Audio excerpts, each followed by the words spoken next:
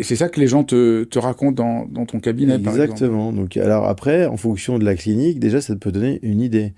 Typiquement, les patients qui ont des problèmes d'endormissement et qui n'arrivent pas à décrocher la nuit, souvent c'est un problème de mélatonine. Ils n'ont pas un sommeil assez profond. Ceux qui vont se réveiller plusieurs fois, qui sont anxieux, ils ont besoin de fumer une cigarette pour se détendre ou de boire un petit verre d'alcool pour se relaxer, ça, c'est des signes de manque de GABA. Il peut y avoir aussi le manque de magnésium. Donc, tout ça, c'est des choses qu'on va aller regarder un petit peu en détail. Donc, premier problème, reprenons dans l'ordre. Premier problème, on a un problème d'endormissement. Et tu expliques que c'est peut-être dû aux neurotransmetteurs. Quel est le lien entre le fait que je ne m'endorme pas et les neurotransmetteurs? Alors, dans les neurotransmetteurs, tu as l'hormone du sommeil qu'on appelle la mélatonine.